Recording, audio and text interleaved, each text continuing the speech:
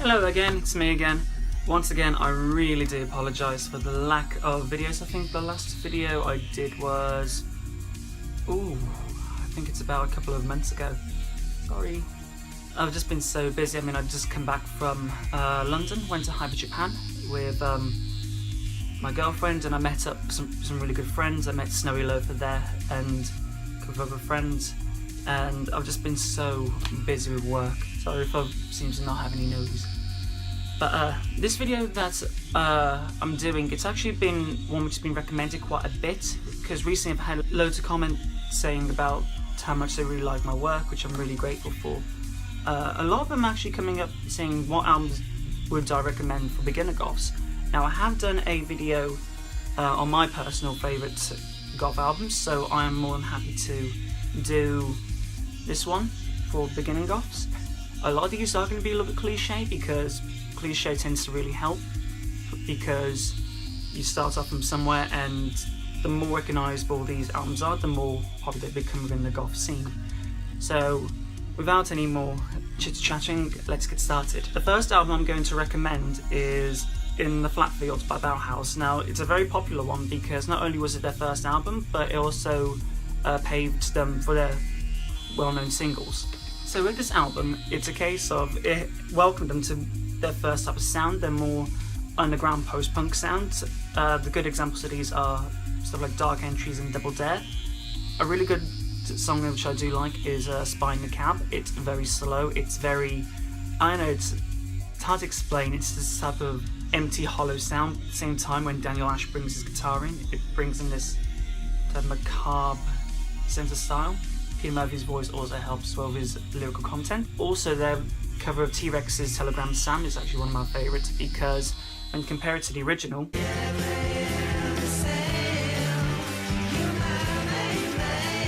and then compare it to how they more or less punked it up, it's actually really interesting. It took away all that boogie disco glam rock feel and replaced it with this more edgy post-punk sound.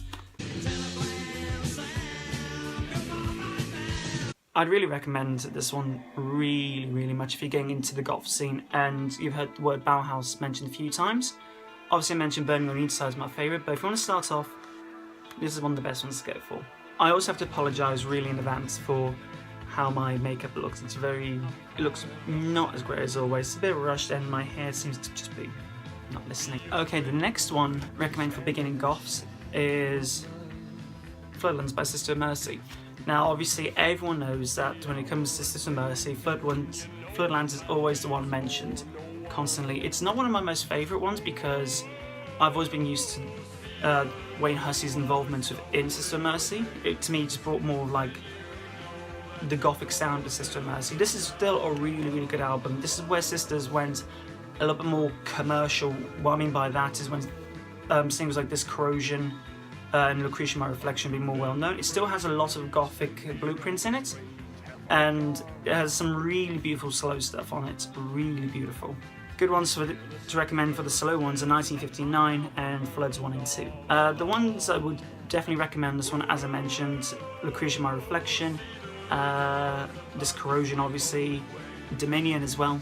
I think with any goth YouTuber they would definitely recommend this one for a good reason, obviously, because as much as I like a little bit more of the earlier stuff, no one can deny it's still a very popular album, and it's one of those that define the gothic genre. Okay, my next one is going to be Susie and the Banshees album. Now, I have mentioned that on my personal favourite, my top 10 favourite goth albums, I put Tinderbox in there because it's one of those that I personally like and I've enjoyed the feeling. Juju, however, is a really good album, and I do highly recommend it because it's one of those which has the most well-known stuff like Spellbound. But for my personal thing, if you really want to get into the gothic music and understand like the roots of where gothic rock came from for the post-punk era, I definitely recommend The Scream. Now, The Scream is one which I remember listening to when I first heard Susan the Banshees, and it blew my mind. The first song I remember listening to was Suburban Relapse, and to me, that opened my mind and perspective to how gothic rock and post-punk was being taken from a certain direction. It just added that really creepiness to it, and it's a song I highly do recommend. Carcass, once again, and Helter Skelter are really good examples of this as well. They're very... You can still feel a lot of punk vibe to it, but also understand the direction Susie was taking the band as well. It's a very underrated album, that's what I noticed, and that's why I thought I'd give it a really good shout out, and a very honourable mention to Juju, so Scream, please do check it out. Okay, the next one I'm going to be showing you is a Fields of Nephilim album. It's actually the first one, called Dawnraiser.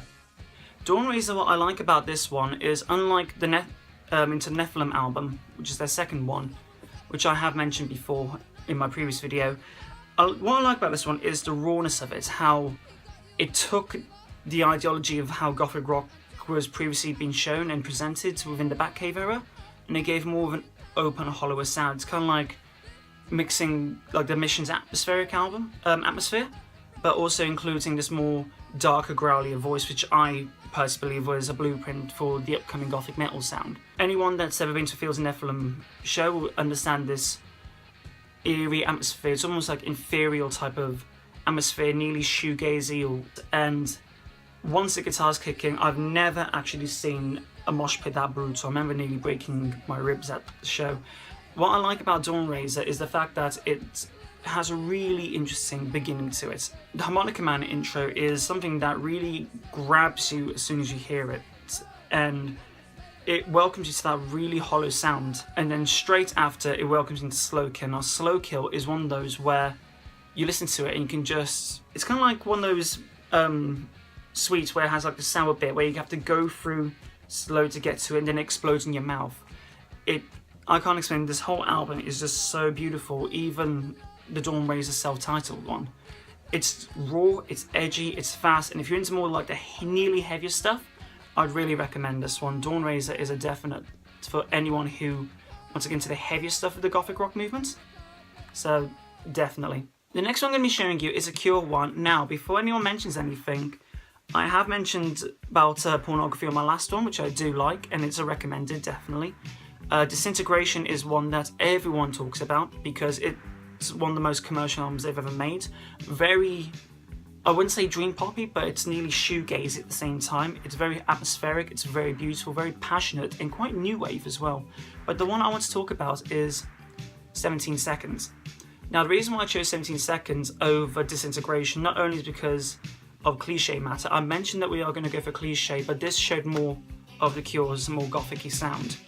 Now, I guarantee you that this is when the band was a trio, and there's only a few songs on this, not as many as the other one. Good songs on here like A Forest, Secrets, and The Final Sound.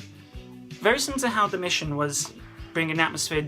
What the Cure did in this type of era, they brought their post-punky type of vibe to it, and this was like, it was still gothic, but it wasn't up to the same gothic as Pornography. Pornography had a lot more darker sound because of everything that Robert Smith and the rest of the band was going through.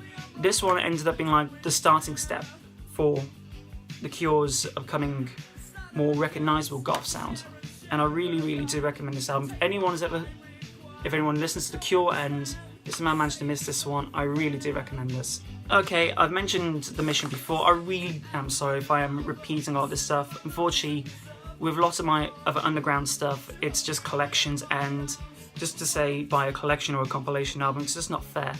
And most of them actually haven't released the full album, theoretically. They released either singles or something like that. It's only until later where they'll make EPs or anything like that.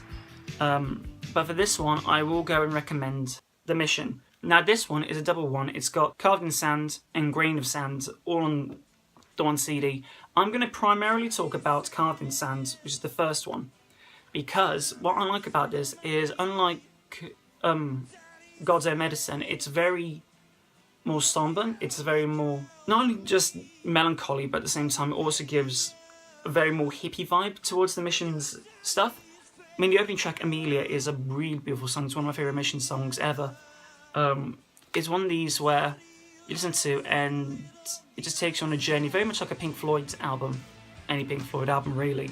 Other good songs are like Butterfly on the Wheel, Deliverance, Lovely as well. It's very hard for me to talk about the album without actually showing it to you, so hopefully with the music that's playing in the background, this is going to be Amelia by The Mission, so I really hope that you enjoy this. If you end up getting this double track, I really do recommend listening to the other album as well, because it's got some really beautiful and almost, I won't say depressing, but more melancholy than the first disc. A good one from the second album is Heaven Sends You, which is by far one of the most beautiful and yet upsettingly lyrical song content. Okay, the next one is The Catastrophe Ballad by Christian Death. Now, the reason why I've gone for this is not only have I mentioned A Fear to Pain in my last video, I will put a link down to my other video just so that you're not all getting confused and other references to look at. But what I really do like about this one in particular is not only was I here to witness the whole album being played live when my old band supported Christian Death,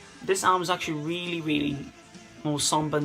I know I keep saying somber, but it's the best way to describe it. If I had to describe this album in one colour, it would be blue, because it's just so beautifully created. It has a very good share of still keeping the gothic vibe to it. Really good example of this one is the opening track Beneath Her Widow, which is on this one. I know on some of them it's not even included, but on mine I've actually got Beneath Her Widow. Plus, what I like about this as well is not only was this the introduction to Veil of Clan, but also I find to be Ross Williams at his most versatile per se, because compared to the lyrical content of Only Fear to Pain, this shows me personally a lot more meaning, a lot more heartache into lots of the style. Plus, this is kind of like a new lineup as well, so it kind of shows the evolution of what Christian Death is going through. Drowning also is a really good track on this one. It's actually really well known from the Veil of Clan and Ross Williams era when that was shortly lived, and I really do recommend this album. And lastly, this is one of my most favourite albums, and this is more later in the career, and I still count it as a goth album. It's going to be Shadow Project from the Heart. Now, what I really adore about this was not only was this the last album that Ross Williams ever made, but to me, the Shadow Project I found were a lot more sinister and more scarier within the likes of Christian Death, because once Ross left, he went to form Shadow Project along with other bands and other projects he made. But this one I like because it's very hollow. That's what the best way to describe it. It's only Ross and Evero, and a lot of the stuff they made was either joint or separate singing. It has that almost type of, not cabaret, but very similar hollowed out vibe. It's very empty, and that's what I find scary about a lot of gothic music, because if it's empty it gets to you more, because silence makes everything more louder. The ones I really do like on this one is Bitter Man. There's a lot more, I won't say upbeat, but it's got more of a faster tempo. I also really, I can't stress this enough, Forever Came Today it's a really beautiful gothic acoustic track. If you listen to Ross Williams' lyrics on that, you can sense the agony that he was going through. Unfortunately, this was one of his last album before he ended up killing himself back in 1998. And if you listen to the last track with his vocals, which was Home Is Aware, it brings you shivers down your spine. It actually made me cry the first time, because I knew that this is his last song he ever wrote, and to me, it's his epitome of saying goodbye. But for anyone who is into more like the darker acoustic stuff, I really recommend this one so much. And that is it, everyone. I'm very sorry that I'm a little bit scattery around this video. I really do hope you enjoyed this, and I'm actually planning this time to make a video in the next couple of weeks or so based around my opinion on post-punk and the bands that who were influential in post-punk and helped create more of the gothic blueprint. So if I start talking more about this, I'll catch you next week then. Take care, everyone.